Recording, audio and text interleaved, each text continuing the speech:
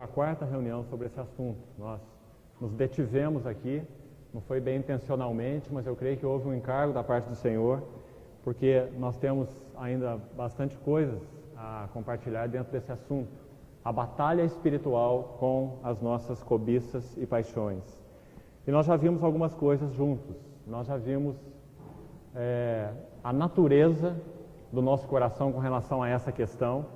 Nós já vimos que o tipo que a Bíblia usa, através do cativeiro, ao rei Jabi, como narrado em Juízes, é que ele dominava a Israel, ele oprimia duramente a Israel por 20 anos, com 900 carros de ferro. E nós vimos que isso é uma figura dessa dominação dura dos nossos próprios corações com relação às nossas cobiças e paixões. Irmãos, se nós não pudéssemos, eu creio que isso seja impossível, mas se nós não pudéssemos identificar nenhum só alvo de paixão em nossas vidas, seja ele qual for, seja uma ambição por poder, por dinheiro, por posição, por fama, por glória pessoal, em qualquer sentido que for, se nós não pudéssemos identificar nada com relação a nenhuma questão específica em nossas vidas, nós ainda teríamos que admitir, nós somos apaixonados por nós mesmos. Nós amamos a nós mesmos. Nós somos desesperadamente apaixonados por nós mesmos. Todos nós temos uma natureza narcisista, né? Nós amamos a nós mesmos. O pecado nos tornou desviados dessa forma. Existe dentro da visão de Deus, uma parcela de entendimento a respeito do nosso valor como seres diante de Deus. Nós não somos abomináveis diante de Deus. Nós somos filhos e herdeiros da glória e do reino. Então existe uma parcela na visão de Deus que nos dá um equilíbrio com respeito à visão de nós mesmos. É por isso que a palavra de Deus diz que o maior mandamento é amar ao Senhor Deus de todo o nosso coração, alma, força, entendimento, tudo que há em nós. E há um reflexo desse amor. Amar, então, uns aos outros, ao próximo, como a ti mesmo. Como a ti mesmo. Então a Bíblia nos ensina a amar a nós mesmos, mas dentro de uma visão de Deus, que Ele me criou para a sua glória e não para a minha glória, que Ele me criou para a sua adoração e não para que eu seja o centro, que Ele é o foco do meu ser, visão, satisfação e não eu mesmo e meus desejos, né? Então, na medida em que nós vamos vendo Deus de forma mais clara, nós vamos tendo um amor correto para conosco mesmo. Nós não nos desprezamos, nós não nos punimos, né? Nós não nos tratamos de forma rigorosa, psicologicamente, emocionalmente, em nenhum sentido, né? Nós temos uma compreensão da graça de Deus que nos tornou filhos, amamos a Deus, adoramos a Deus pelos seus caminhos que nos incluíram em todas as áreas da nossa vida, né? Então nós podemos ter um amor adequado, nós podemos dizer, em mim mesmo eu sei que nada sou, se eu considerar valor pessoal, mas sei que o Rei dos Reis, o Deus eterno, o Senhor de toda a glória, Ele se esvaziou da sua glória em função da alma humana. Então o meu valor para Ele é inestimável. Inestimável. O nosso valor para Ele é aquele que Ele demonstrou na cruz. Inestimável. É por isso que o Senhor diz assim, que aproveita o homem ganhar o mundo inteiro. Olha a comparação que Ele faz. Um mundo inteiro. E perder a sua alma. Ele põe no prato da balança as duas coisas. Um mundo inteiro de um lado da balança e uma alma do outro lado da balança. Uma alma.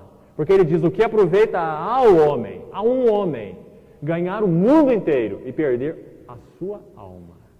Então, esse texto nos dá uma visão de qual o valor da nossa alma para o nosso Senhor. Que é não só o Criador dela, mas Ele é o Redentor dela. Né?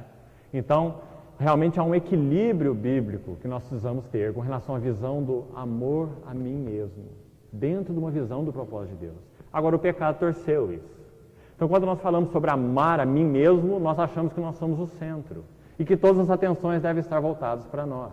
e que as pessoas existem para nos servir, e que todas as circunstâncias têm que ser favoráveis na nossa vida, porque nós somos criados para ser felizes, e que até mesmo Deus, Ele é responsável por promover essa ponte de felicidade na nossa vida. Ele não precisa ser nosso alvo, basta que Ele coloque uma ponte de felicidade para nós, promovendo então aquelas coisas que nós julgamos necessárias para a nossa realização.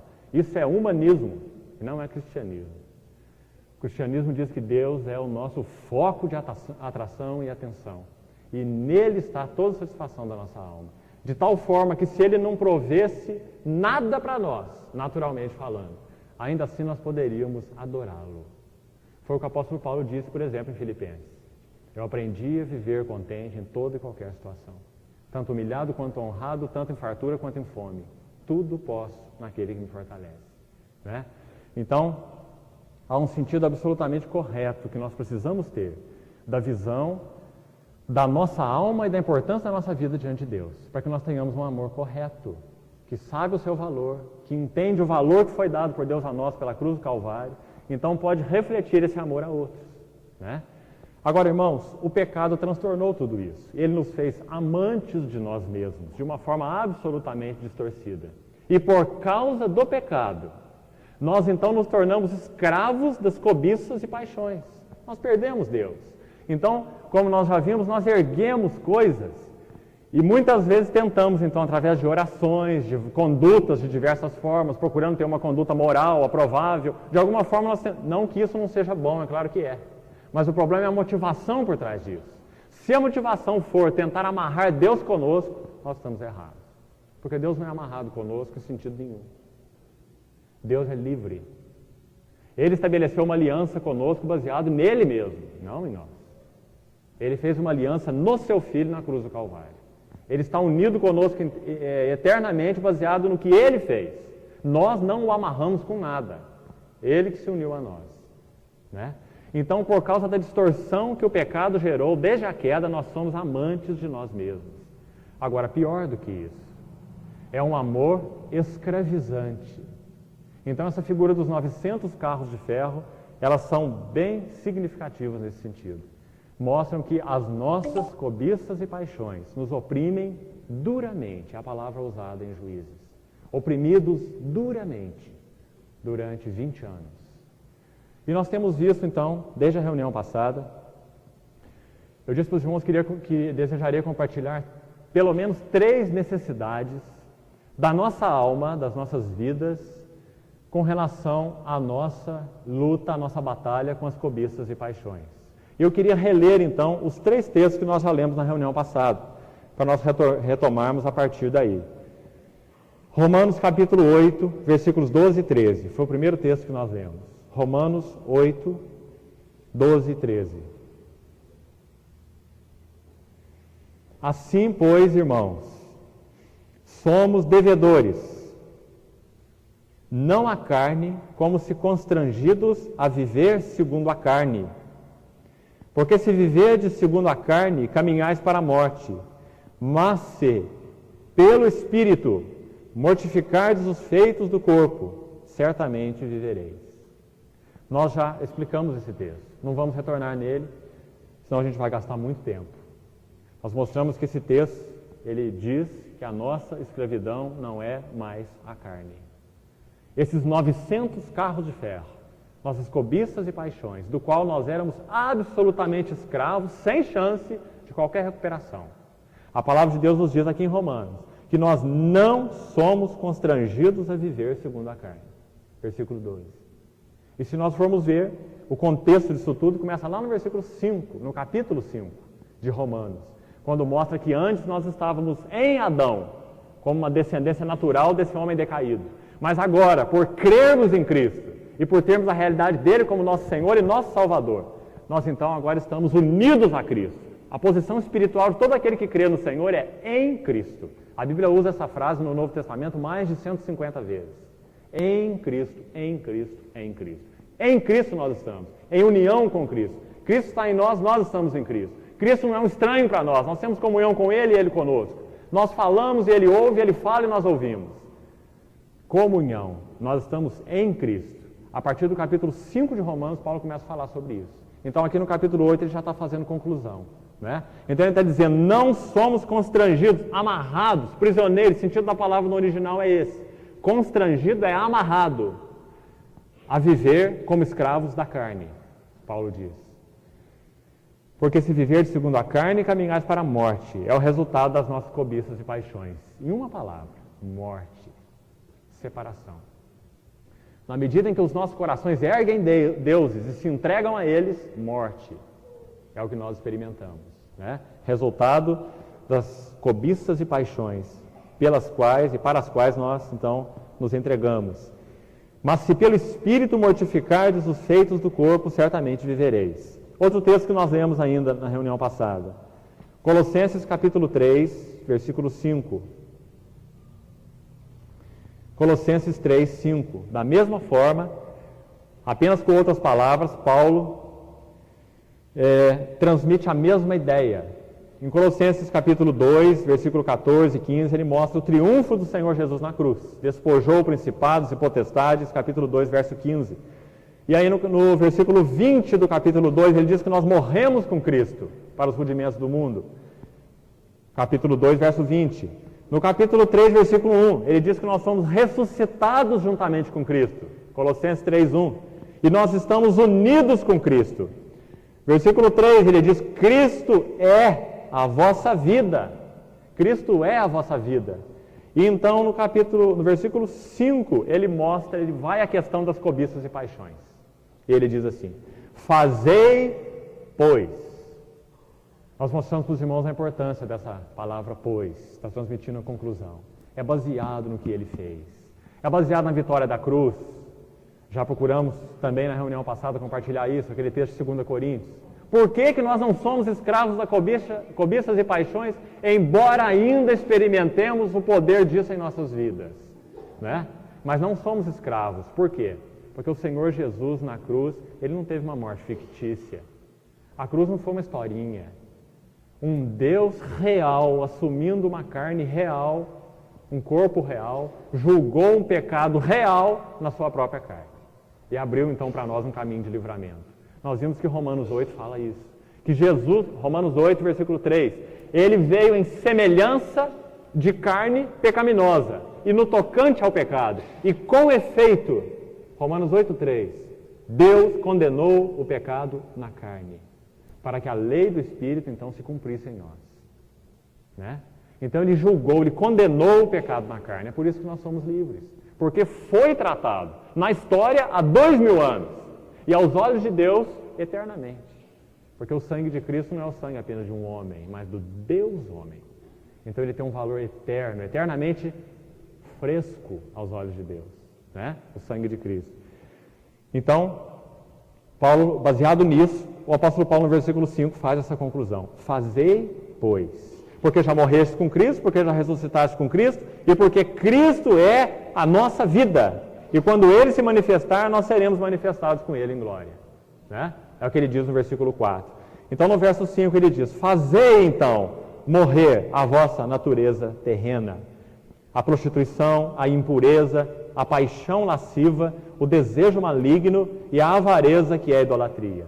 Nós mostramos para os irmãos que, no sentido como nós temos compartilhado, cobiças e paixões não dizem respeito especificamente a questões relacionadas à área, então, sexual ou sensual, absolutamente. Nós falamos que cobiça e paixão é um termo geral na Bíblia. O próximo texto que nós vamos ler em Pedro mostra isso. Aqui em Colossenses há uma especificidade nesse sentido. Paulo diz assim, paixão lasciva. Aí ele se refere ao terreno sensual. Lascívia significa isso. Agora, o próximo texto que nós vamos ver, 1 Pedro, os irmãos vão ver essa palavra aplicada pelo Espírito Santo, então, de forma geral. Seria tudo aquilo que nós levantamos no nosso coração e que amamos, né? Pelo qual nós somos, então, apaixonados. Principalmente nós mesmos, né? O nosso eu. É por isso que nós resistimos a Deus e a todos, né? A palavra dele, e a relacionamentos e por aí vai, né? Versículo 11 de 1 Pedro deixa isso tão claro, irmãos. 1 Pedro 2,11. Preste atenção. Amados, eu vos exorto, como peregrinos e forasteiros que sois, a vos absterdes das paixões carnais que fazem guerra contra a alma. É um lindo texto. Primeiro porque diz que a nossa alma, ela tem um valor sublime aos olhos de Deus. Porque Pedro está dizendo que, através do Espírito Santo, o quanto o Senhor ama nossas almas. Ele está dizendo que tem algo que faz guerra contra a alma, essa alma que o Senhor ama. Essa alma, como nós já vimos também, na mesma epístola, 1 Pedro, capítulo 1, versículo 9, ele diz assim que o fim da nossa fé é a salvação das nossas almas. É a salvação das nossas almas. Deus vai recuperar para ele, através da palavra, através do Espírito, usando outras pessoas, né? Usando as nossas vidas uns para os outros, como ele é bom, como ele é maravilhoso, né?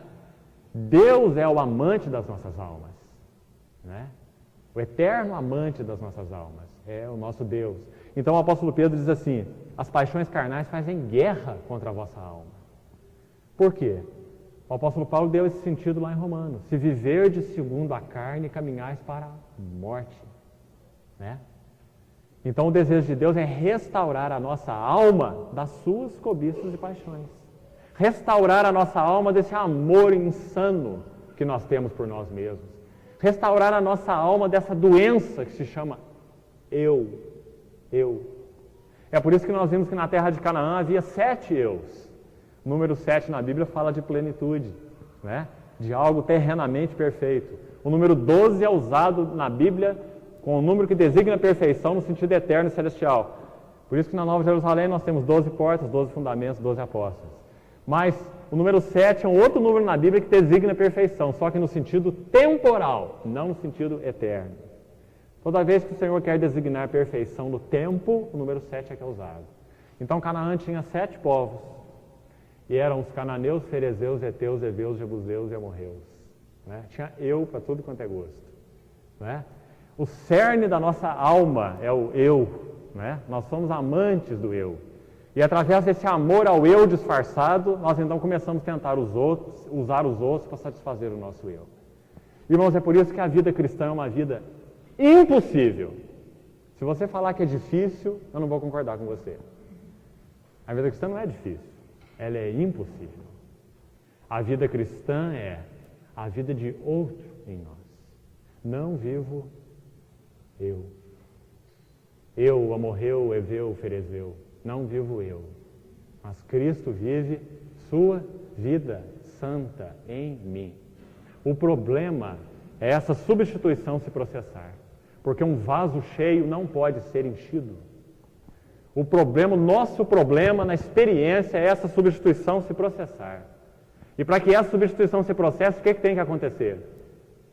Nas palavras de João Batista, importa que ele cresça e que olha o eu de novo, diminua. Né? Então ele usa todos os seus instrumentos, o Espírito, o amado Espírito de Deus, a santa palavra de Deus, viva e eficaz, que expõe os pensamentos e propósitos do coração e os relacionamentos, as circunstâncias. A palavra de Deus, o Espírito de Deus e o povo de Deus. São os seus 3 mais essenciais instrumentos para a nossa transformação. O Espírito de Deus, a palavra de Deus, o povo de Deus. Nós não podemos fugir de nenhum dos 3. Se nós queremos que ele cresça e que nós diminuamos.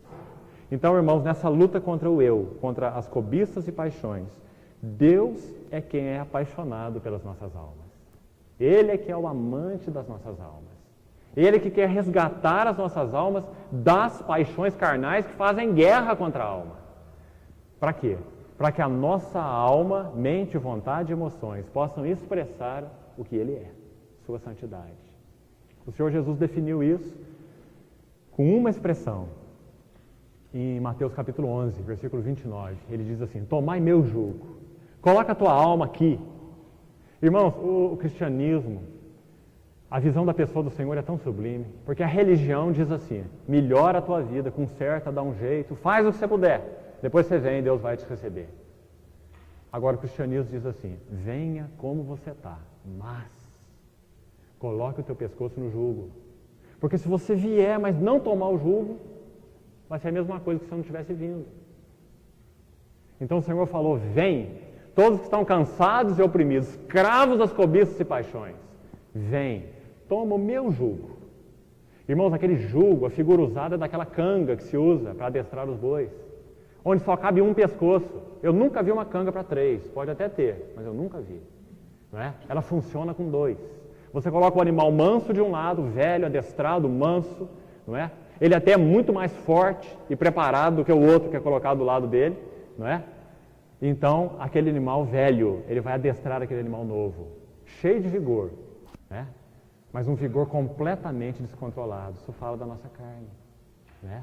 Ele se assusta com tudo, ele se impressiona com tudo, ele não é manso, ele quer fugir dali. Então, ele vai caminhar do lado daquele boi mais manso. E aquele boi que já está acostumado com aquele caminho, manso, ele vai sofrer do lado daquele bravo. Ele vai levar tranco no seu pescoço o dia inteiro. Se ele pudesse falar, ele ia dar uma cutucada no boi do lado e falar, sossega, meu filho, se você for devagar é melhor. Você não vai ferir o pescoço nem eu. Né? Então, nós podemos comparar o nosso discipulado a Cristo da mesma maneira. Né? Nós, de certa forma, nós damos tranco no nosso Senhor o dia todo. Não, Senhor, mas não é assim, é por aqui, o Senhor não sabe, o Senhor não entende. Esse é o melhor caminho, eu já não expliquei para o Senhor, que na minha vida tem que ser assim, é assim que funciona. Né? O Senhor precisa mudar aquela pessoa, o Senhor precisa afastar aquele outro, o Senhor precisa trazer esse outro. Né? Então nós damos tranco no nosso Senhor o tempo todo. Agora, nunca esse jugo do discipulado é rompido. Porque esse jugo do discipulado não é ocasional. Deus não colocou o seu e o meu pescoço do lado e falou assim, eu vou ver se vai dar certo. Se não der certo, eu abro o jugo, jogo ele fora e ponho outro boi aqui no lugar. A palavra de Deus diz que Ele se uniu conosco com laços de amor em uma aliança eterna, fundamentada na cruz e baseada no seu sangue. Nunca pode ser rompida. Então, irmãos, toda a responsabilidade pessoal, no sentido experimental, cai sobre nós, né? No sentido experiencial. Porque o nosso Senhor completou a aliança e Ele executou tudo o que foi necessário para o discipulado. Até o nosso pescoço Ele já colocou ali. Nós precisamos ter a visão do discipulado, do que Ele está querendo fazer nas nossas vidas, para que nós então estejamos passo a passo nos rendendo. Como Ele falou para Paulo, Paulo, Saulo, Saulo, dura coisa é recalcitrar, dar escoice, né, contra os aguilhões. Nós lemos esses 3 textos, então, na reunião passada, para nós abrirmos o estudo. E eu já compartilhei com os irmãos a primeira necessidade, hoje eu vou falar mais sobre as 2 que restaram, então. Mas antes eu queria recordar um pouquinho dessa que já foi compartilhada, para a gente retomar. Nós falamos na reunião passada que penso que a primeira necessidade na nossa batalha contra as cobiças e paixões, olhando a experiência, olhando a nossa vida diária, como que isso funciona, reconhecendo a luta que temos com nosso amor a nós mesmos e nosso amor a tanta coisa, pelo qual nosso coração insanamente se devota, né? Então, eu creio que a primeira grande necessidade na nossa batalha contra as cobiças e paixões dos nossos corações seja a contrição. E nós procuramos mostrar para os irmãos o que significa isso. Como que os irmãos do passado, por exemplo, viam esse termo, ele é muito interessante. O sentido original da palavra, essa palavra tem raiz latina. A palavra contrição, ela tem um sentido original muito interessante. O sentido é ser perfurado, é ser picado. Esse foi o tema do nosso compartilhar na reunião passada. Contrição. A Bíblia diz que a contrição, ela não nasce no homem. Ela é tão sublime que ela só poderia ser gerada no próprio Deus. A contrição é dom de Deus. Nós vemos um texto em Romanos, capítulo 2, versículo 4, que diz que é a bondade de Deus. É a bondade de Deus, não é o nosso comportamento. É a bondade de Deus que nos conduz ao arrependimento. Né? E arrependimento seria uma outra palavra com o mesmo sentido de contrição. Só que contrição tem um sentido específico. Arrependimento seria Deus vir a nós, levando-nos a uma visão do pecado e mudando a nossa mente com relação ao pecado. A palavra no original é metanoia, né? É uma mudança de mente, é arrependimento. A palavra contrição aponta para uma questão paralela, mas com um sentidozinho um pouco diferente. Contrição diz que Deus vem a nós com a sua palavra, em nosso pecado, e em nosso pecado Ele nos perfura. Em nosso pecado Ele nos perfura. Então, o que nós chamamos de espírito de contrição é algo que vem do alto, é algo que só Deus podia nos dar. Porque por nós mesmos, nós estaríamos no pecado e amaríamos o pecado. Só tem uma coisa que nós fazemos bem na nossa vida, e muito bem, ninguém precisa nos ensinar, nós nascemos sabendo, é pecar. Nós somos mestres na arte do pecado. E só Deus poderia vir a nós com esse dom da contrição. Né? Então a contrição fala de Deus nos perfurar. No nosso pecado Ele nos perfura. E nós falamos então, primeira coisa a respeito de contrição, é dom de Deus. Nós devemos adorar a Deus se nós vemos em nós um espírito de contrição. Nós citamos um texto de Isaías para os irmãos, que ele diz assim: o homem para quem eu olharei é este, o abatido e contrito de espírito, e que treme da minha palavra. Nós não temos essa condição natural. Nós somos obstinados, rebeldes, voluntariosos contra Deus. Para que nós sejamos contritos e abatidos de espírito, Deus tem que vir à nossa alma, no meio do nosso pecado, e perfurar a nossa alma. Isso é contrição. Por que Ele faz isso? Porque Deus quer judiar de nós? Não. Mas porque o pecado judia de nós. Então Ele vem até nós no nosso pecado e nos perfura. Por que Ele nos perfura? Nós usamos também uma figura para os irmãos entenderem. Se você colocar um objeto maciço na frente da tua face, diante do sol, você não vai enxergar o sol. Aquele objeto está inteiro. Agora, se você colocar uma peneira diante do sol, né, você vai enxergar tudo. Sabe para que Deus nos perfura em meio ao nosso pecado? Por que Ele gera um espírito de dor no meio do pecado? De contrição. A sensação é essa, é ter sido picado. Esse é o sentido da palavra contrição. Significa, olha, o pecado de alguma maneira me dava tanto prazer, seja um prazer intelectual, um prazer emocional, um prazer físico, não importa o que for. Me dava tanto prazer agora, ele me dá tanta angústia. Eu reconheço que algumas vezes até entro nesse caminho de novo, mas não é a mesma coisa, eu não tenho prazer. Eu me sinto picada, como se eu tivesse sido mordido. Né? Irmãos, nós devemos adorar a Deus se essa é a nossa sensação, porque a contrição não vem de nós. Se no pecado nós nos sentimos picados, isso é dom de Deus. Ele quer resgatar a nossa alma para Ele. Contrição. Para que Ele faz isso? Primeiro, é dom dele. Segundo, a contrição cria espaços vazios para Deus. A contrição cria espaços vazios para Deus. Nós somos como aquele balão inchado, como nós usamos a figura. Quando, pelo espírito de contrição, Deus vem à nossa alma, no meio do nosso pecado, muitas vezes, e nos perfura, Ele está criando espaços vazios para Ele mesmo. Irmãos, é o mais sublime ato de misericórdia, inclusive por ser o primeiro. Sem contrição, nós não iríamos a lugar nenhum. Contrição é o primeiro passo de Deus em direção à nossa alma. E é dos mais sublimes. Ele, então, perfura a nossa alma, no nosso pecado. E ao perfurar, Ele cria espaços vazios para Ele mesmo. Ele se dá. Ele fala. Ele nos convence profundamente da nossa depravação, mas profundamente do seu amor, da sua glória, da sua beleza, do que Ele é. Então a contrição cria espaços vazios para Deus. E um terceiro efeito importantíssimo da contrição. Quanto mais nós somos perfurados por Ele, pelo Senhor, seja através de todos os seus meios, como já falamos, sua palavra, seu falar direto aos nossos corações pelo seu Espírito, através de pessoas, de circunstâncias, todas as vezes que Ele nos perfura, Ele mostra sua face.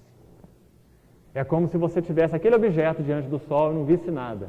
Mas na medida que Ele vai te perfurando, você vai vendo através das perfurações que Ele está fazendo. Você vai vendo a Ele mesmo. De tal forma que se você perguntasse por quê que Deus permite que nós passemos por um processo tantas vezes sofredor, na luta contra as nossas cobiças e paixões, a resposta seria dupla. Primeiro, Deus quer abrir espaços vazios na sua alma. A paixão te enchia, mas você não sabia. Um dia Deus deixou que ela fosse clara e definida na sua vida, para que você visse. Em um assunto, em dois assuntos, em três assuntos.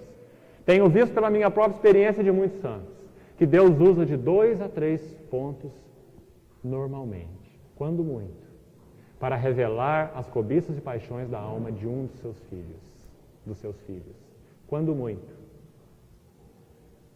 na grande maioria da vida dos filhos de Deus? Uma questão. Basta que Deus mostre uma questão, para através dela Ele revelar toda a alma daquela pessoa. Irmãos, porque o pecado, ele não necessita ser tratado em cada um dos seus frutos. Não é assim que se trata uma árvore. Se você quiser ter uma árvore bonita e cheia de fruto, você não trata fruto. O que você trata? Raiz, é claro, não é? É óbvio, você trata a raiz, é um princípio bíblico. Se são santas as raízes, os frutos também serão. Se são santas as primícias, o resultado também será santo, não é? Esse é um princípio espiritual. Na nossa vida a mesma coisa. Deus não tem interesse de ficar levando você ao seu, olha, deixa eu mostrar para os seus frutos da sua vida. Esse aqui é o fruto da carne desse jeito, esse aqui é um outro fruto, esse aqui é um outro fruto. Deus não é um vasculhador de frutos. Deus é um Deus que, através de um fruto de pecado, Ele leva você à raiz do pecado. Ele faz um processo profundo de perfuração da tua alma. Ele com você. O vale da sombra da morte.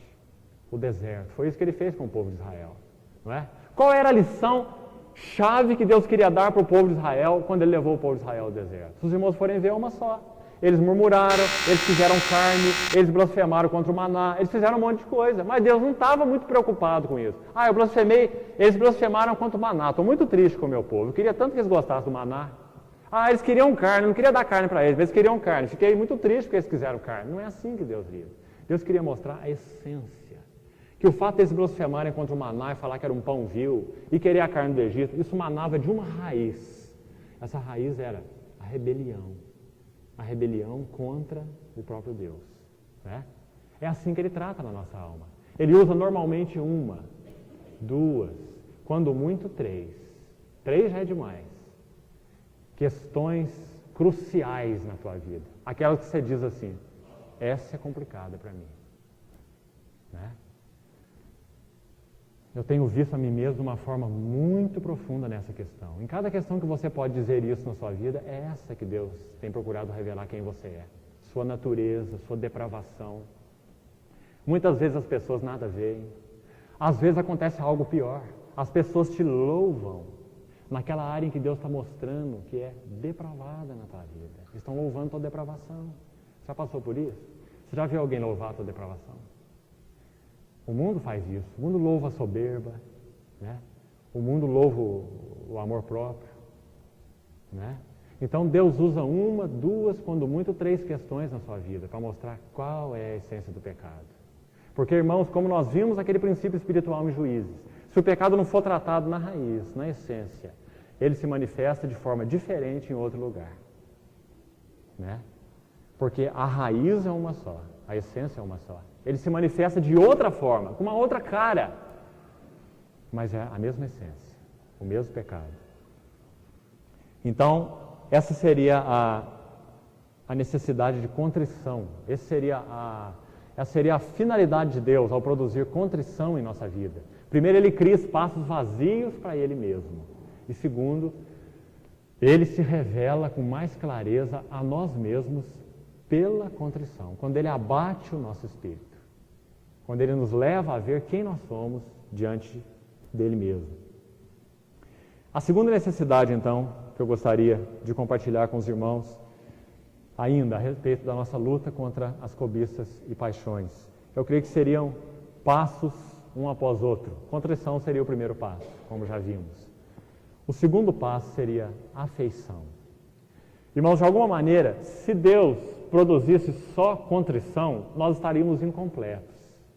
Porque apesar da contrição ela ser sublime, ela abrir espaços vazios para Deus em nossas almas, ela fazer com que nós possamos ver a Ele de forma mais clara, já que Ele vai quebrando esse embaçamento de pecado na nossa alma, Ele vai perfurando, perfurando, perfurando, mas ainda assim seria parcial. Porque o desejo de Deus é que através disso, Ele conduz as nossas almas à afeição. Ele leve as nossas almas a uma transferência de cativeiro. É aí que a afeição entra. Nós podíamos dizer assim, se Deus operasse só contrição, nós ficaríamos mais do lado negativo da questão. Vendo o pecado, sabendo o que o pecado é, e todo esse lado negativo.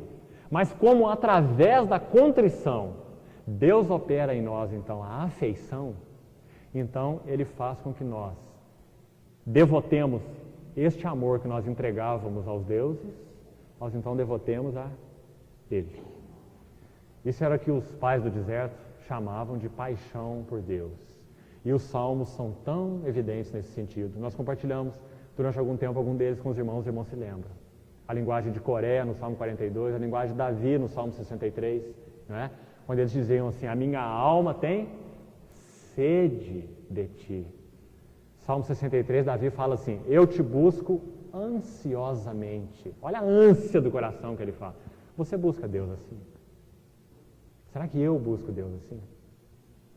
Davi fala assim, eu te busco ansiosamente. A minha alma te anseia numa terra exausta e sem água. Assim eu te contemplo para ver a tua força e a tua glória, porque a tua graça é melhor que a vida. Será que nós temos essa compreensão de Deus? Creio que não. Mas esse é o desejo de Deus para conosco. Então, através da contrição, Ele nos perfura no nosso pecado, porque Ele é o amante das nossas almas. Então, Ele nos perfura no nosso pecado. Contrição. Para que serve a contrição? Porque Deus quer nos ver debatendo de dor. Senhor, como eu sou terrível, Senhor, tenho me visto, tem misericórdia. É só isso? Não. É para que Ele nos conduza a afetos por Ele mesmo. Irmãos, numa era em que tanto da religião emocional, por um lado, vazio, inútil, superficial e deturpado é pregado, e quando, por um outro lado, nós vemos o intelectualismo frio, uma ortodoxia morta, eu creio que nós precisamos resgatar esse lugar do coração nos nossos afetos por Deus.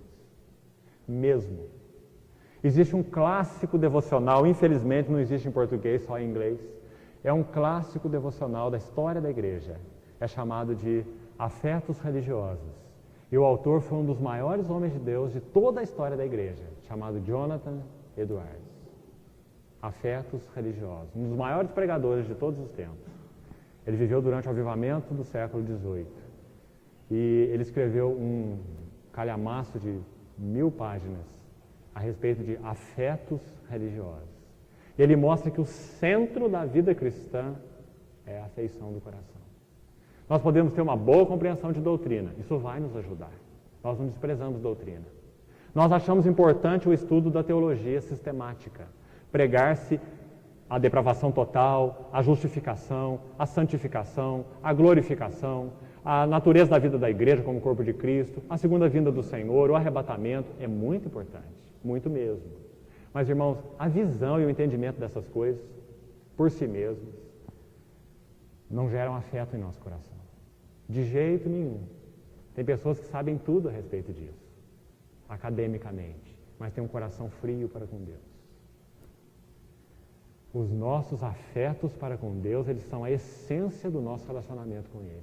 É por isso que Agostinho, um dos grandes homens de Deus também, da história da igreja, ele diz assim, ame a Deus de todo o seu coração e faça o que você quiser. É uma lei impressionante, né? Ele diz assim, olha, não tem regra na vida cristã. Posso fazer isso, não posso fazer aquilo? O que você acha, pastor? O que você acha, meu irmão? O que você acha? Devo, não devo? Posso fazer? Ame a Deus de todo o seu coração e faça o que você quiser. Porque se você o ama de todo o coração, você só vai fazer o que lhe agrada. Você só vai fazer o que dá prazer para Ele, não é o que dá prazer para você. Ame a Deus de todo o coração e faça o que você quiser. Agora, se você tem certas coisas que você não pode fazer por amor a Ele, diante dEle, então o afeto não foi resgatado. A teologia pode estar muito boa, né? Mas o afeto não foi resgatado. Então, irmãos, o segundo passo na nossa luta contra as cobiças e paixões é saber que Deus nos criou como seres apaixonados. Presta atenção nisso. Paixão é uma linda palavra. A gente fala de paixão, a gente logo pensa na questão da lascívia, né?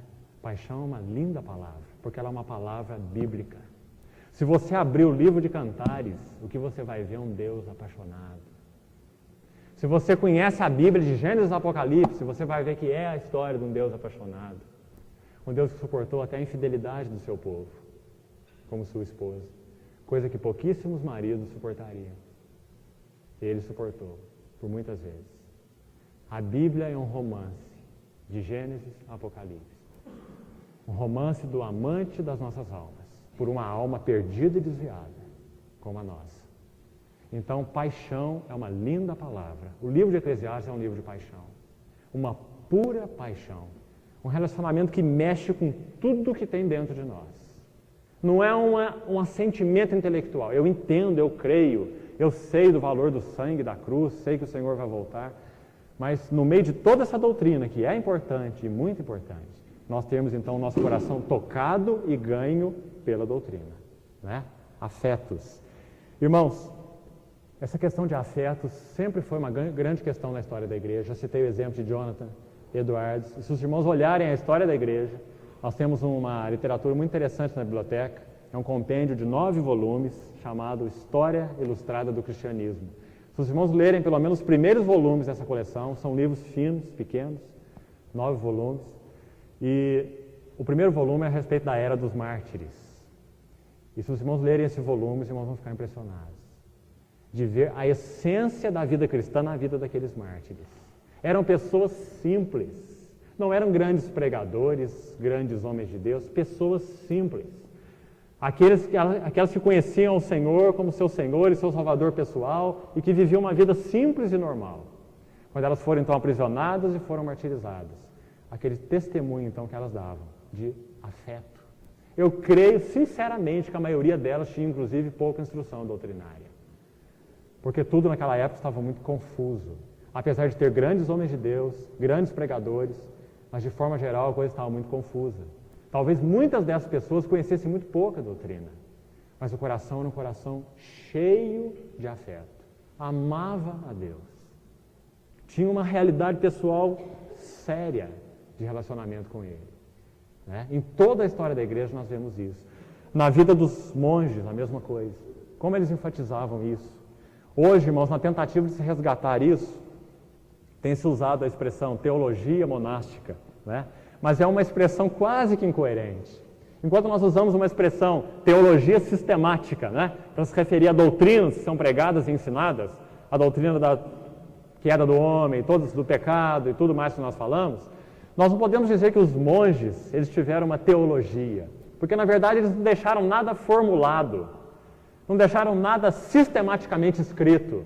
Na verdade, a teologia deles partiu da sua própria vida. Eles eram uma teologia encarnada. Assim eram os monges. E eu creio que nós precisamos resgatar isso hoje. É por isso que eles eram chamados de pais do deserto. Sabe por que pais do deserto? Porque a visão que os outros tinham desses homens e mulheres, inclusive, homens e mulheres, eram de pessoas referenciais. E por que eles eram pessoas referenciais? Não era porque tinham na cabeça todas as doutrinas bíblicas, mas era porque eram pessoas transformadas. Eram pessoas que exalavam afeto por Deus. Eram pessoas que viviam de forma radiante para outras. Eram pessoas que atraíam, sem saber disso. Por isso que eles eram chamados pais do deserto. Né? E como nós precisamos de resgatar hoje essa teologia, entre aspas, teologia monástica, né? Porque eles colocavam o coração, então, como centro dos nossos relacionamentos com Deus. Eles tinham o entendimento que se a doutrina não ganhar o coração, ela para pouco vale, muitas vezes para nada vale. Um irmão já disse certa vez que no mundo físico, preste atenção nisso, no mundo natural, no mundo físico, a distância entre o cérebro e o coração não chega a 50 centímetros. Mas no mundo espiritual, é a mesma distância entre o céu e o inferno. De tal maneira que no mundo espiritual, se a verdade ficar só na tua mente, o seu coração ainda pode ficar no inferno. A verdade tem que descer para o teu coração e resgatar os teus afetos. É por isso que a palavra de Deus diz: amar o Senhor Deus de todo o coração, alma, entendimento e forças. Tudo que há em nós, né? Porque Ele é apaixonado pelas nossas almas. Você já ouviu isso a respeito de Deus? Alguém já te falou que Deus é apaixonado por você?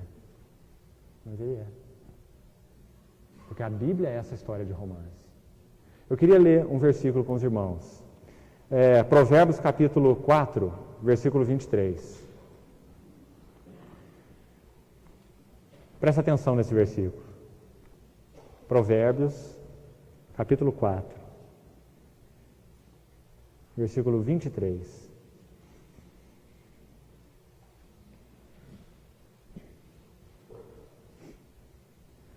E é interessante, irmãos, quando nós falamos sobre o lugar do coração, ou o enfoque do coração, como esse texto que nós vamos ler vai explicar, a essência no nosso relacionamento com Deus, a essência é o coração. E o coração na Bíblia inclui mente, inclusive, né? Mas não é só mente.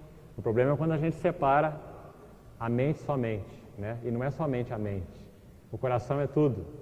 É a mente, a vontade, as emoções e a consciência. É uma função espiritual. Coração, na maneira como o Novo Testamento usa a palavra, inclui essas 4 coisas: mente, vontade, emoções e consciência.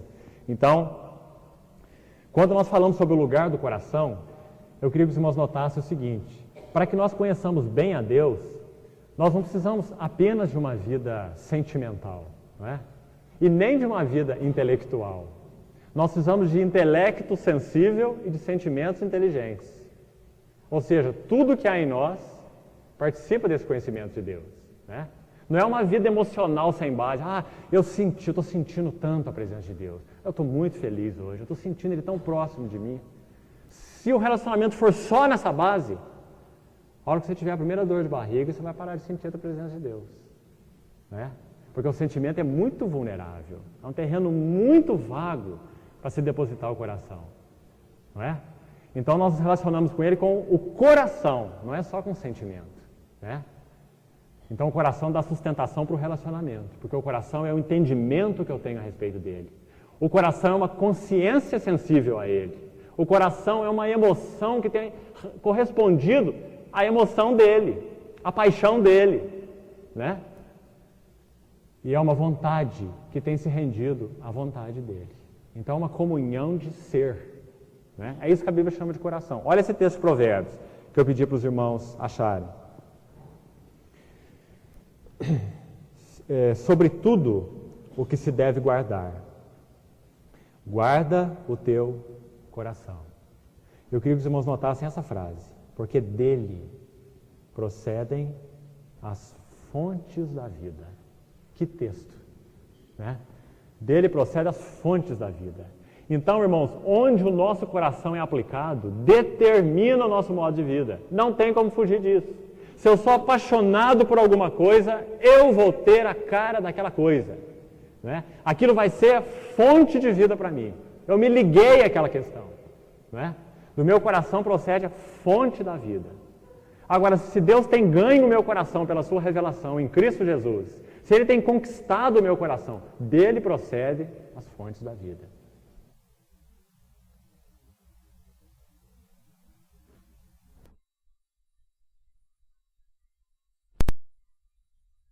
Quem acha os seus mandamentos, acha a vida, não é? Acha a vida, porque são Ele mesmo. Sobre tudo que se deve guardar, guarda o teu coração. Quando você acorda de manhã, qual é a primeira coisa que você pensa? Quando você deita à noite, qual é a última coisa que você pensa? Quando a sua mente está livre, se é que nós podemos dizer assim, você não está trabalhando, você não está estudando, você não está concentrado, onde a tua mente vagueia? Onde que ela passa as horas de lazer? Isso nos ajuda a sondar. Davi diz que Deus era a sua recreação. Figura interessante, né? Davi não dizia que ele brincava com Deus, não. Davi dizia que Deus era tão prazeroso para ele que a alma dele recreava-se em Deus, né? Deus não era um jogo, um peso, um fardo para o coração de Davi, era uma recreação. E sabe quando que o nosso coração começa a se recriar em Deus? Quando nós vamos descobrindo que Ele é o amante das nossas almas. E eu queria terminar no tempo que a gente tem, colocando alguma coisa para os irmãos sobre isso. Onde se fundamenta essa paixão? Cristo chega a nós com 3 elementos para que nós possamos conhecê-lo plenamente. E eu queria colocar alguma coisa sobre isso para os irmãos. Sobre tudo que se deve guardar, guarda o teu coração. Dele procedem as fontes da vida. Então, a primeira necessidade na nossa luta contra cobiça e paixão é provinda de Deus, é dom de Deus, é da misericórdia dele. Contrição. Ele nos perfura no nosso pecado. A segunda questão, afeição. A afeição do nosso coração tem que ser resgatada. Eu devotava a algum tipo de Deus, então, através da contrição, Deus vai resgatar a minha afeição. A quem eu estou dando o meu coração? O que é fonte de vida para mim? Né? O que é fonte de vida para mim? Tantas coisas podem ser. Então o Senhor vai começar a resgatar a afeição. Ele vai se mostrar, se mostrar e se mostrar. Agora então vamos chegar no clímax disso. Nós vamos dar então 3 passos. Contrição, afeição e união. Ou conhecer o amor de Cristo. Irmãos, esse é o clímax. Não tem nada mais sublime. Eu queria ler um texto e colocar algumas coisas para os irmãos a respeito disso. Cristo chega a nós, nessa questão de conhecer o amor de Cristo, de vida de união. Cristo se apresenta a nós com 3 elementos. Dentro dessa questão, eu queria analisar com os irmãos outros 3 elementos, dentro desse último, conhecer o amor de Cristo. Para que nós conheçamos o amor de Cristo, Ele se apresenta a nós com paixão, com compromisso e com intimidade. Eu queria vasculhar um pouquinho disso para os irmãos verem a beleza disso para nós. Efésios capítulo 3 tem um texto a respeito desse último passo que nós estamos vendo, né? Conhecer o amor de Cristo, essa vida de união. Essa é a finalidade da contrição, irmãos.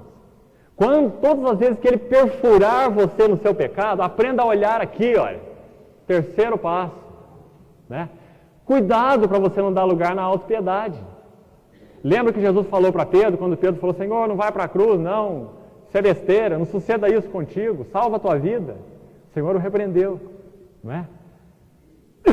Através de Pedro, Satanás estava tentando induzir a autopiedade no coração de Jesus, e a autopiedade é maligna. Então, todas as vezes que o Senhor te perfurar, não fique com pena de você. Olhe para esse último passo, conhecer o amor de Cristo. Para isso que Ele te perfura. Ele te perfura e te leva à contrição para resgatar a tua afeição, porque Ele é ciumento. Tiago diz assim, o Espírito, Tiago 4:4. Tiago 4, versículo 4. O Espírito Santo anseia por nós com ciúmes. O Espírito que Ele fez habitar em nós. Então, quando Ele nos perfura no nosso pecado, é para gerar afeição em nós. Para que Ele quer a nossa afeição? Para que se consume a união. É o que a gente vai ver no livro de Ruth, na história de Ruth e Boaz. É por isso que o livro de Ruth está depois de Juízes. Ele não podia estar em outro lugar. É por isso que o livro de Ruth começa assim, nos dias em que julgavam os juízes, houve fome na terra. Então o livro de Ruth é unido ao livro de Juízes, é um par. No dia em que julgavam os juízes, houve fome na terra. Então ele mostra o que a nossa alma, perdendo a Deus, faz. Ele se muda, ele meleca a sua família, ele se muda da terra de Canaã e vai para a terra de Moab, que é uma figura da carne. Ele procura se deleitar na carne. Ele sai daquela posição e procura se deleitar na terra de Moab. Resultado, 3 mortes. Em Romanos diz, a mente posta na carne é morte. Então Elimeleque se muda daquela terra, 3 mortes. Né? Ele mesmo e mais os dois filhos. Então nós vemos aquela história de amor. Deus começa então a resgatar. Noemi e Ruth voltam para a terra de Canaã. Né? Os irmãos vão ver a tipologia daquilo. Deus resgatando os afetos que estavam na carne, a terra de Moabe, para Ele mesmo. Representado ali então na pessoa de Boaz, que é uma figura de Cristo. Né? É lindo esse livro de Ruth. Essa é a finalidade de Deus nos perfurar. Essa é a finalidade da contrição. É Ele resgatar esses afetos que estavam perdidos, desviados, para Ele mesmo.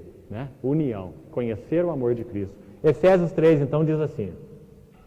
Efésios 3, versículos 17 a 19. Assim habite Cristo nos vossos corações pela fé, estando vós arraigados e alicerçados em amor, a fim de poderdes compreender com todos os santos qual é a largura, o comprimento, a altura e a profundidade, e conhecer o amor de Cristo, que excede todo entendimento, para que sejais tomados de toda a plenitude de Deus. Que versículo, não é? Você está vendo que a palavra conhecer aqui, ela significa mais do que entender. O próprio versículo está deixando claro. Conhecer o amor de Cristo, que excede o entendimento. Não está dizendo entender o amor de Cristo. Nenhuma mente consegue entender isso. É sublime demais. Conhecer significa experimentar com tudo que há em nós. Conhecer o amor de Cristo. Irmãos, nós somos débeis e falhos nessa questão. Pense um pouco sobre você mesmo. E é uma linha tão fina que a gente tem que pisar com tanto cuidado. Nunca nós podemos desculpar nosso pecado com o amor de Cristo. Nunca nós podemos desculpar as paixões carnais com o amor de Cristo. Não, Ele me ama, então isso vai se resolver, um dia vai se resolver. Nada disso. Não é assim, não é isso. A linha é tão fina na qual a gente anda. Mas você tem que saber o seguinte: o amor de Cristo, o coração de Cristo, a aliança de Cristo, a fidelidade, a paixão dele por você, não muda um milésimo. Nem se você for para o mundo. Nem se você se lamear na carne. Não muda nada, nada, nada, nada. A paixão de Cristo pelas nossas almas é uma paixão eterna. A aliança que Ele fez conosco na cruz é uma aliança eterna. E é só por causa dessas coisas serem assim, que no meio, muitas vezes, do pecado, absolutamente sem condição de ouvi-lo, é que nós podemos ouvi-lo. É por causa da sua paixão por nós. Senão nós não iríamos ouvi-lo. De jeito nenhum. Nós iríamos nos perder, escolhendo o nosso caminho e entrando por ele. Né? Mas nós o ouvimos tantas vezes em meio ao pecado, em meio a uma atitude mundana, em meio a uma atitude carnal. Não é verdade? Sabe por que ele fala e você ouve? Mesmo nessa condição? Por causa da paixão pela nossa alma. Porque ele se uniu em uma aliança eterna conosco. Então a palavra de Deus diz: conhecer o amor de Cristo, que excede o entendimento, para que sejais tomados da plenitude de Deus. União. A palavra pleroma, que Paulo usa aqui no original, né? Fala de plenitude mesmo. Fala de um vaso cheio, né? Completo. Plenitude de Deus. Essa é a finalidade dele nos conduzir à contrição. Agora, irmãos, os observadores, nós podemos dizer assim, os observadores modernos do amor, eles nos ajudam um pouquinho nessa compreensão de paixão, essa questão de amor nos relacionamentos. Eu queria colocar, então, alguma coisa para os irmãos pensarem. Dizem que existem 3 elementos como vértices de um triângulo, que são fundamentais no relacionamento de amor. O primeiro vértice do triângulo seria compromisso. Não há amor verdadeiro sem compromisso. Então, para que nós sejamos supridos na questão de amor, nós temos que conhecer amor, compromisso. Amor, compromisso. O outro vértice do triângulo, nós poderíamos dizer, se chama intimidade. Se nós quisermos saber o que significa amor, nós temos que conhecer o amor, intimidade. É o amor que compartilha, que se dá e que recebe, que fala de si e que ouve do outro. Comunhão, compartilhar. É o que a palavra de Deus diz de tornar-se um só ser. Né? Então, compromisso é um elemento do amor. Não há amor sem compromisso. Amor, intimidade. Não há amor sem intimidade. Conhecer-se, dar-se a conhecer e conhecer-se. Né? Agora, existe um terceiro elemento no amor. No amor de Deus, no relacionamento de amor. Por causa da deturpação do pecado, ele foi esquecido. E é esse que nós temos procurado enfatizar. Paixão. Paixão. Agora, nós não podemos isolar nenhum dos 3. Se você quiser edificar, olha onde nós erramos. Todos nós. Olha onde principalmente os jovens erram. Se nós quisermos edificar amor sobre paixão, é um terreno movediço demais. Não dura, de jeito nenhum. Não tem solidez. A paixão ela tem que ser muito mais um reflexo do que uma causa. Agora, o amor de Deus é um amor de paixão. É um amor apaixonado. Agora, se nós edificarmos amor somente em cima de compromisso, ele é um amor sem sabor. Tem o compromisso. Pode ter um compromisso pela vida toda, como tantos casais vivem, comprometidos um com o outro, fielmente pela vida toda, mas sem paixão. Irmãos, nós podemos também ter compromisso sem intimidade, e nós vamos ter o mesmo amor sem sabor emocional principalmente. Tem compromisso, mas não tem intimidade. Agora, compromisso, que é uma grande coisa, amor, compromisso. Amor e intimidade, que é uma coisa maravilhosa, né? Ele ainda é pouco. Sem o amor, paixão. O amor, paixão fala sobre a necessidade de estar junto. Irmãos, isso se reflete em todos os sentidos. Inclusive num sentido no qual vocês devem estar pensando, né? No sentido físico, inclusive. Uma necessidade um do outro. Uma necessidade de estar junto, de compartilhar o que são, né? O livro de Cantares fala sobre isso. O Senhor usa o relacionamento marido e mulher, Salomão e a Sulamita, para mostrar paixão, não é? Tantas pessoas durante tanto tempo na história da igreja não sabiam o que fazia com esse livro. Né? Já teve gente querendo tirar da Bíblia, que nem o Lutero queria tirar Tiago. Né? O Lutero tinha birra com Tiago. Tinha homens, é verdade, tinha homens de Deus que tinham birra com Cantares. Eles abriam o livro de Cantares quase que desse jeito, mas não é possível que esse livro está na Bíblia. Né? Porque o livro mostra um esposo falando do corpo da esposa, do que ela é. Mostra o contrário também. Não é? Paixão, prazer de estarem juntos. Porque amor é paixão. Esse livro foi o Espírito Santo quem inspirou. Não foi o diabo, não. Né? Então, esses são os 3 elementos do amor. Compromisso, intimidade e paixão. Né? Nosso Deus é um Deus apaixonado. O reflexo disso na nossa vida física é o reflexo que nós experimentamos num relacionamento físico, sexual, digamos assim. Não é? Agora, espiritualmente falando, irmãos, há uma dimensão nesse relacionamento que é muito maior do que o nível físico. É por isso que quando nós estivermos face a face com o Senhor, o nosso noivo, o nosso marido, o relacionamento físico deixará de existir. Não é? Nós estaremos com corpos transfigurados, com corpos transformados. Porque o relacionamento físico, ele será pequeno diante da sublimidade desse face a face espiritual. É por isso que ele vai deixar de existir. Os irmãos entendem a beleza do relacionamento físico? Ele é um pequeno reflexo, né? Como que um aperitivozinho do que o nosso relacionamento será aquele dia, espiritualmente falando. Face a face com o nosso noivo, que Apocalipse chama de as bodas do Cordeiro, cuja esposa já se ataviou. Né? Então, irmãos, para a gente terminar, eu queria mostrar esses 3 elementos na aliança de Cristo conosco, bem rapidamente. Será que nós podemos dizer que Cristo chega a nós com compromisso? Que é o primeiro elemento desse ângulo do amor? Cristo chega a nós com compromisso? É claro. Cristo chega a nós com compromisso. Quando Ele olha para você, Ele não diz assim, olha, ô cidadão, vamos tentar um contrato. Vamos ver até onde você vai. Vamos ver o quanto você é bom. Vamos ver até onde você me respeita, você me quer, você me ama, ou seja o que for. Eu vou até onde você for. Eu sei que vai determinar as regras do jogo. A hora que você parar, eu paro também. Né? Não foi assim que Cristo chegou-se a nós.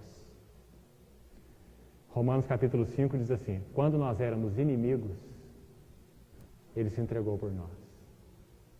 Muito mais agora nós seremos salvos pela sua vida. Deus prova o seu próprio amor para conosco, pelo fato de Cristo ter morrido por nós, sendo nós ainda pecadores.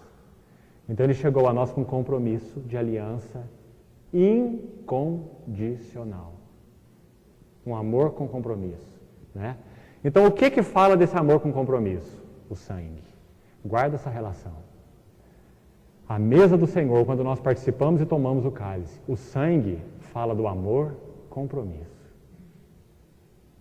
O amor, compromisso. Foi um amor lavrado pelo sangue. O sangue tem um valor eterno diante de Deus. Quando você vê a vitória dos vencedores lá em Apocalipse, sobre o acusador, diz assim, eles o venceram por causa do sangue do Cordeiro. Esse é o amor compromisso. Um amor selado com sangue. Eu dei minha vida. Romanos 8 fala sobre esse amor compromisso. Quem tentará acusação contra os eleitos de Deus? É Deus quem os justifica. Quem que vai condenar meus filhos? O Senhor fala. Cristo Jesus quem morreu. Quem ressuscitou, quem está à destra de Deus, satisfez a justiça de Deus e intercede por nós. Quem que vai condená-los? Esse é o amor compromisso, é o amor selado com sangue. É por isso que o amor compromisso é necessário entre os irmãos. Quando não há amor compromisso, não há amor. Não há crescimento no amor. É por isso que o compromisso é tão importante. Cristo vem a nós com amor compromisso. E o sangue fala disso. Agora, não é só compromisso, seria muito, de certa forma, seco, pequeno ainda, né? Apesar de tão sublime. Cristo vem a nós com amor e intimidade. Onde que deixa isso claro? Pela Bíblia toda. Alguns exemplos. O próprio livro de Efésios, né? Que fala sobre o relacionamento de marido e mulher, comparando com o relacionamento de Cristo com a igreja. Efésios capítulo 5. Hebreus diz que Deus não apenas fez uma aliança em Cristo, presta atenção nisso, mas que Ele revelou a respeito dessa aliança. Isso é intimidade. Ele fez aliança, O amor compromisso e selou com seu sangue. Aí ele chama os filhos da aliança e diz assim, olha, esta é a minha aliança. Nas suas mentes eu vou imprimir as minhas leis. No seu coração eu vou escrever as minhas leis. Eu vou ser para vocês um pai e vocês vão ser para mim meus filhos. Esse é o amor e intimidade. Então o amor e intimidade é a revelação da aliança. O amor compromisso é o sangue da aliança. O amor e intimidade é a revelação da aliança. Ele mostra para nós os moldes dessa aliança. Eu sou seu e sempre seu. Eu vou te falar em toda a sua vida, eu nunca vou deixar de te falar. Você que pode deixar de me ouvir, mas eu nunca vou deixar de te falar. Esse é o amor e intimidade. Eu sempre vou mostrar para você quem eu sou. Você nunca vai deixar de saber quem eu sou. Esse é o amor e intimidade. Eu vou revelar para você meu coração. Agora, Cristo também chega a nós com paixão. Existem também muitos exemplos bíblicos. Cantares, que eu já citei, é um exemplo da paixão de Deus pelas nossas almas. Mas eu queria ler um texto para terminar, que mostra o amor, paixão, de uma forma muito cativante. E esse texto está em Oséias. Vamos ler esse texto para nós terminarmos. Quando nós iniciávamos o estudo de Juízes, nós falamos bastante sobre Oséias, os irmãos se lembram, mostrando que Oséias fala muito do deserto, mostrando que o Senhor atrairia a sua noiva para o deserto, né? E lhe falaria ao coração.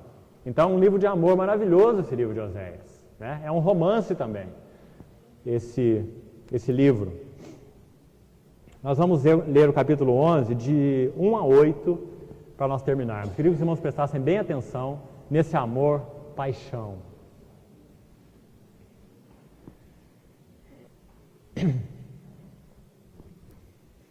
Quando Israel era menino, eu o amei, e do Egito chamei o meu filho.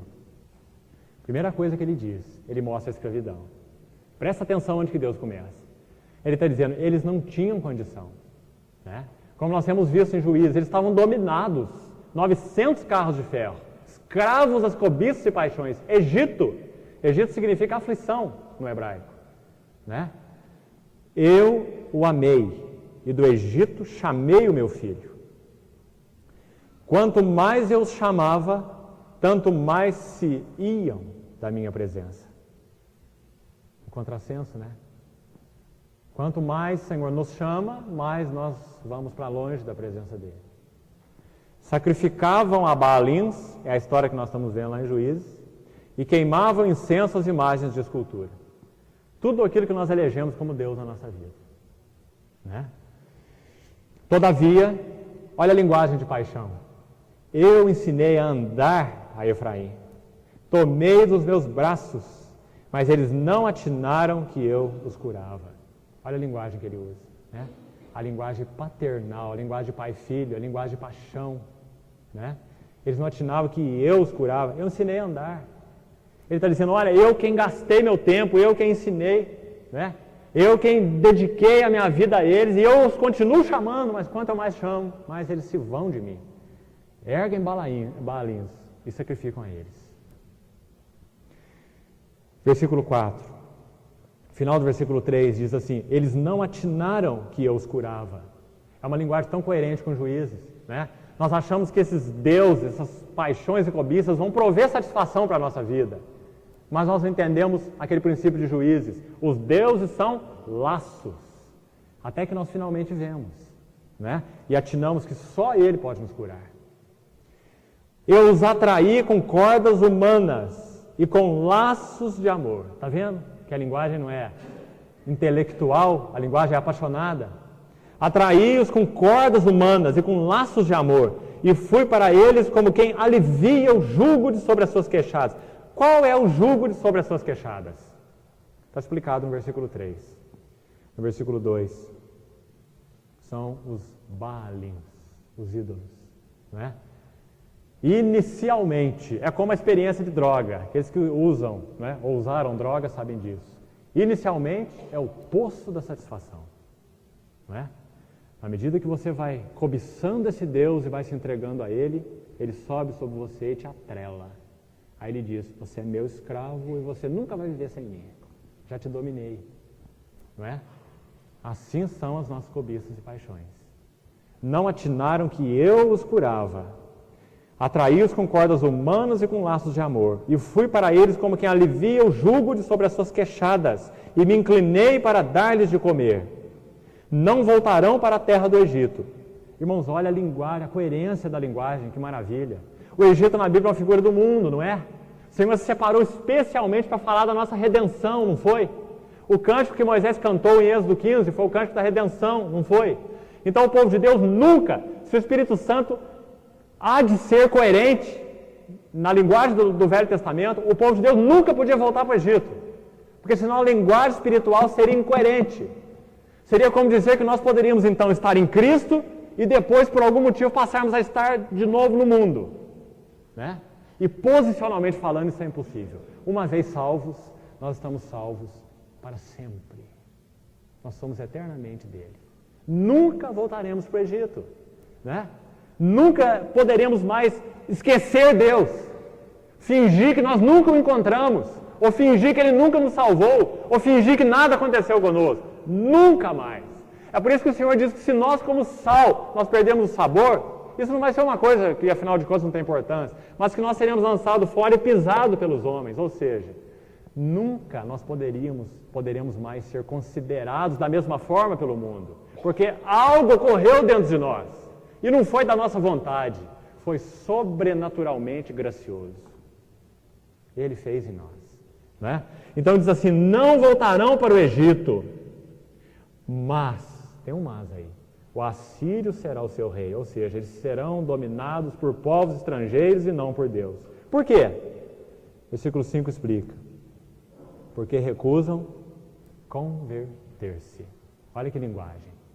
O Senhor está dizendo, eles são meu povo, nunca deixarão de ser, nunca voltarão para o Egito, mas o coração é que é o problema. O coração deles recusa se converter, né? O coração se recusa a converter, eles não atinaram que é oscuro, né? A espada cairá sobre as suas cidades e consumirá os seus ferrolhos e os devorará por causa dos seus caprichos.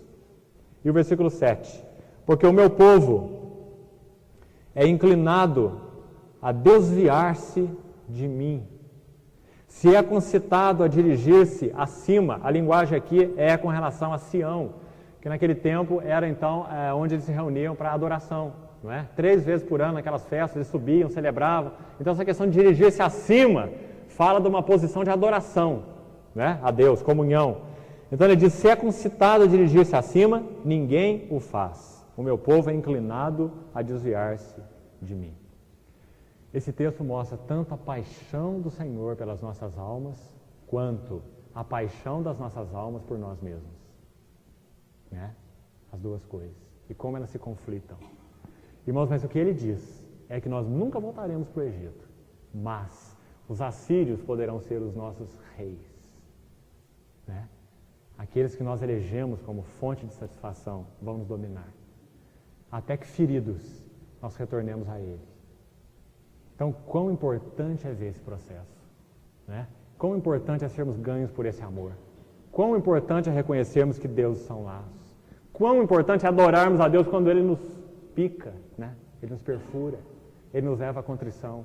Porque o alvo dele é conhecer o amor de Cristo, o amor incondicional. Ele quer aproximar-se de nós, meus irmãos. É tão importante para a vida dos jovens, principalmente. Vejo pela minha própria vida, a compreensão disso na minha adolescência, na minha juventude, foi tão fundamental para mim. Saber que no meio das minhas lutas, com as minhas cobiças e paixões, havia um Deus apaixonado pela minha alma. Eu sabia disso. Deus foi muito gracioso comigo. Eu não ouvi isso de ninguém, como vocês estão ouvindo hoje, mas de alguma maneira Ele falou isso para mim. Que no meio das minhas cobiças e paixões, Ele era apaixonado pela minha alma. E Ele é apaixonado pelas nossas almas. Irmãos, Ele se esvaziou da sua glória por causa da paixão pelas nossas almas. Quando nós olhamos então para a encarnação do Senhor, nós vemos toda essa paixão refletida e retratada, né? É por isso que a Bíblia diz em Efésios sobre conhecer o amor de Cristo. Não é simplesmente conhecer o amor demonstrado na cruz. É mais completo. É por isso que fala sobre altura. Você se lembra? Altura não fala só profundidade. Profundidade é de algo que vai para o fundo, não é? Podemos dizer que a profundidade do amor de Cristo foi mostrada na cruz, porque na cruz ele foi até mesmo ao inferno, separado do Pai, pelo seu amor a nós. Mas nós precisamos conhecer a altura. Sabe do que fala a altura do amor de Cristo? Você tem uma noção? Altura e profundidade. Altura fala do que ele era e onde ele estava. O Deus Filho, Senhor de toda a glória. Profundidade fala para onde ele desceu, por causa da paixão pelas nossas almas. Então o seu amor é dessa altura e vai até essa profundidade. Ele se esvaziou da sua glória. Irmãos, nenhum de nós consegue entender isso. As figuras são pobres demais para expressar. Querer expressar isso dizendo que é como se um homem milionário que tivesse tudo o que quisesse, que possuísse, como Salomão, por exemplo, dinheiro, fama, poder e não sei o que mais, de repente se tornasse pobre e perdesse tudo. É muito pouco para expressar o que Cristo fez quando ele deixou a sua glória. Porque ele não tinha riquezas, bens e poder. Ele é o próprio Deus, Senhor da glória. Então, quando ele fez essa caminhada descendente, essa caminhada fala do seu amor. É por isso que Paulo diz assim, conhecer a altura. Primeiro você tem que ver a altura, para depois você poder ver a profundidade. Não é? Senão você vai ver um Marte morrendo na cruz. Muitos já morreram. Ele não era um Marte, né? Era o Deus da glória. O seu amor veio de uma altura sublime e foi até uma profundidade, não é? É por isso que nas nossas vidas, então, ele se estende de forma horizontal, né? Largura e comprimento, né? São medidas horizontais.